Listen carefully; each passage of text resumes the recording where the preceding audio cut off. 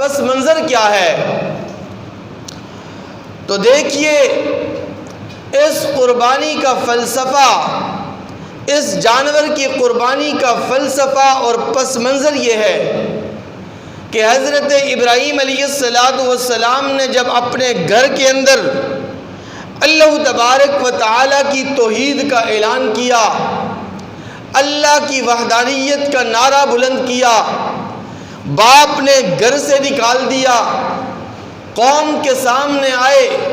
قوم کے سامنے اللہ تبارک و تعالیٰ کی وحدانیت اور غیر اللہ کی تردید فرمائی، تو قوم نے حضرت ابراہیم علیہ السلام کو آتش نمرود میں پھینک دیا۔ حضرت ابراہیم علیہ السلام اس آزمائش کے اندر بھی 100% کامیاب و کامران ہوئے۔ پھر حضرت ابراہیم علیہ السلام نے اللہ تبارک و تعالیٰ کی رضا اور خوشنودی کی خاطر اپنے گھر کو، اپنے وطن کو، اپنے عزیز و اقارب کو، اپنے رشتہ داروں کو، اپنے دوست اور احباب کو خیر آباد کہا، الوداع کہا،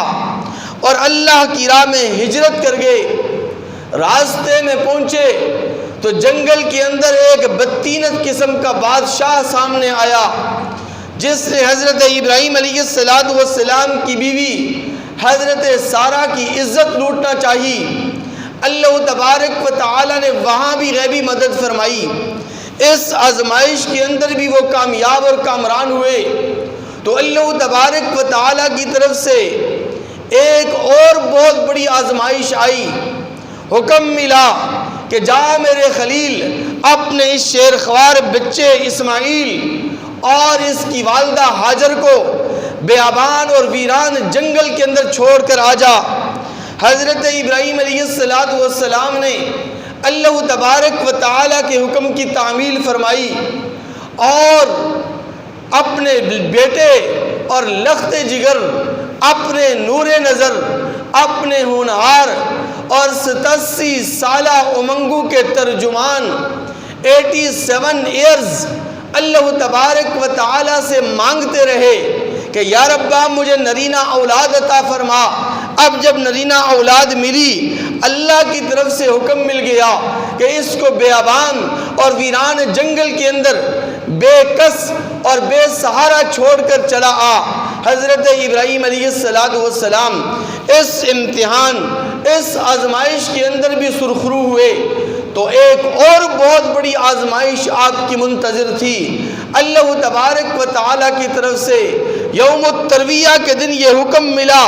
کہ اے میرے خلیل اپنے بیٹے اور اسماعیل کے گلے پر چھری پھیر دے۔ اب یہ بیٹا شیر خوار نہیں تھا، اب یہ بچہ چھوٹا بچہ نہیں رہا، اب یہ جوانی کی دہلیز پر قدم رکھ چکا تھا، اب یہ سن بلوغت کی عمر کو پہنچ چکا تھا، اس کے شباب کا آغاز ہو چکا تھا، لیکن اللہ کی طرف سے حکم ملا کہ اپنے بیٹے کو ذبح کر ڈال۔ آپ اس خواب کے متعلق شک اور تردد میں رہے، لیکن شک اور تردد یہ نہیں تھا کہ میں نے بیٹے کو ذبح کرنا ہے یا نہیں کرنا، کیونکہ اللہ کے نبی کا جو خواب ہوتا ہے وہ وحی کے درجے میں ہوتا ہے، وحی کے حکم میں ہوتا ہے۔ شک اور تردد یہ تھا کہ بیٹے کو ذبح کروں تو کیسے کروں۔ اس سے پہلے کسی نے کسی انسان کے گلے پر چھری پھیری نہیں تھی، کسی باپ نے اپنے بیٹے کو ذبح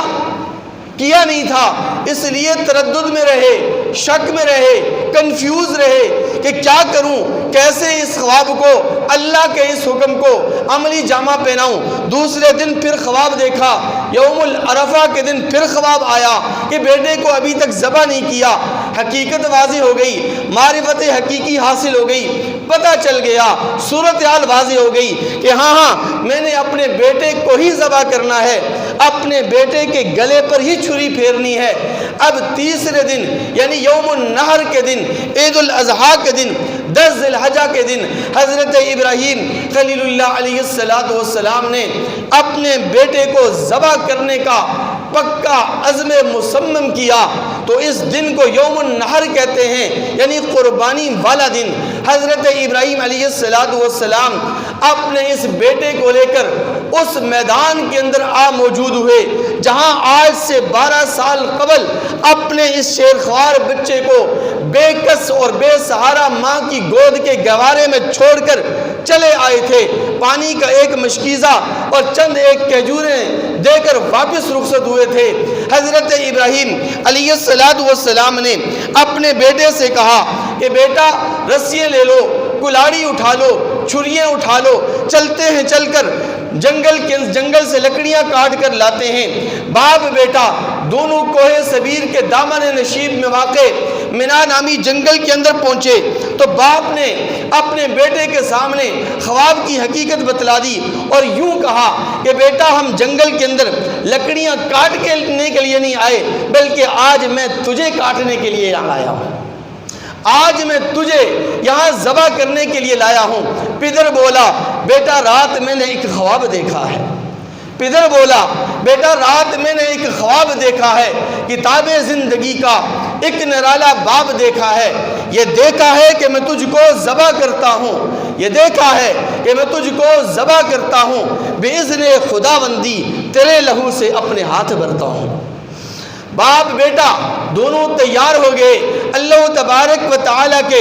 اس حکم کو عملی جامہ پہنانے کے لیے۔ دونوں باپ بیٹا اللہ تبارک و تعالیٰ کی رضا کے لیے قربان ہونے کے لیے، اللہ کی خوشنودی پر قربان ہونے کے لیے تیار ہو گئے۔ باپ اپنے احساسات کی قربانی پیش کر رہا ہے، باپ اپنے جذبات کی قربانی پیش کر رہا ہے، بیٹا اپنے جان کی قربانی دینے کے لیے تیار ہے۔ اور حضرت ابراہیم علیہ السلام نے جب اپنے اس نور نظر، اپنے اس لخت جگر کو زمین پر بچھاڑ دیا تو اس مینا نامی جنگل کے اندر کھلبلی مچ گئی۔ اس مینا نامی جنگل کے جو وحشی درندے تھے وہ بھی حیران اور ششدر تھے، فرشتوں کے اندر کھلبلی مچ گئی۔ ملائے اعلیٰ میں تحیر کا عالم تھا کہ یا ربا یہ اتنا بڑا عظیم حادثہ کس مصلحت کے تحت ہو رہا ہے، لیکن کس کو مجال تھی، کس کی طاقت تھی کہ وہ بارگاہ الہی میں یہ عرض کر سکے کہ یا ربا ایسا کیوں ہو رہا ہے،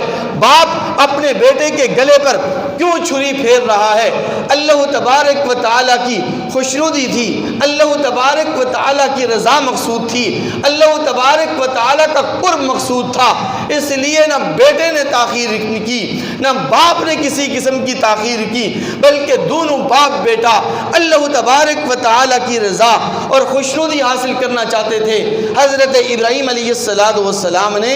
اپنے بیٹے کے گلے پر چھری رکھی، اللہ تبارک و تعالیٰ کی طرف سے پیغام آ گیا، قد صدقت الرؤیا انا کذالک نجزی المحسنین ان ھذا لہو البلاء المبین۔ اے میرے خلیل یہ تیرے لیے بہت بڑی آزمائش تھی، یہ تیرا بہت بڑا امتحان تھا، تو اس میں کامیاب ہو گیا، تو نے اپنا خواب سچا کر دکھایا، بس اپنے بیٹے کے گلے پر چھری پھیرنے کی ضرورت نہیں، یہ دمبا بھیج رہا ہوں، یہ جنت سے آئے ہوئے دمبے کے گلے پر چھری پھیر دے، اللہ تبارک و تعالیٰ تیری قربانی کو شرف قبولیت عطا فرما دیں گے۔ میرے مسلمان بھائیوں، آج ہمیں اس حقیقت کا ادراک ہونا چاہیے کہ اگر اس وقت حضرت اسماعیل ذبح ہو جاتے، حضرت اسماعیل علیہ السلام کے گلے پر چھری پھر جاتی، تو آج ہم ملت ابراہیمی کی اتباع میں اپنے بیٹوں کو ذبح کر رہے ہوتے۔ قربانی والے دن، عید الاضحیٰ والے دن، 10 ذی الحج کے دن ہم جانوروں کے گلے پر چھری نہ پھیرتے، بلکہ اپنے نوجوان، اپنے ہونہار، اپنے نور نظر، اپنے لخت جگر کے ٹکڑوں کو ذبح کر رہے ہوتے۔ لیکن وہ اللہ جو میری اور آپ کی کمزوریوں سے خوب آگاہ اور واقف ہے، اس نے نہ تو حضرت اسماعیل علیہ السلام کو ذبح ہونے دیا، نہ ہمیں یہ حکم دیا کہ اپنے بیٹوں کے گلے پر چھری پھیرو، بلکہ شرعی طور پر حکم یہ دیا گیا کہ ایک جانور کی قربانی کر لو، بڑے جانور کے اندر حصہ لے لو، اللہ تبارک و تعالی تمہیں بھی انعامات سے نواز دے گا۔ اور جو شخص یہ قربانی نہ کرے تو اس کے لیے نبی کریم صلی اللہ علیہ وسلم نے بڑی سخت وعید بیان فرمائی ہے۔ نبی کریم صلی اللہ علیہ وسلم فرماتے ہیں من وجد ساعة لأن يضحي فلم يضحي فلا يحضر مصلانا، کہ جو شخص صاحب حیثیت ہو، صاحب استطاعت ہو، قربانی کر سکتا ہو لیکن وہ قربانی نہیں کرتا، جانور کی قربانی میں حصہ نہیں لیتا، تو حضور فرماتے ہیں کہ اسے ہمارے عیدگاہ میں آنے کی کوئی ضرورت نہیں، وہ ہماری عیدگاہ کے اندر بالکل بھی نہ آئے۔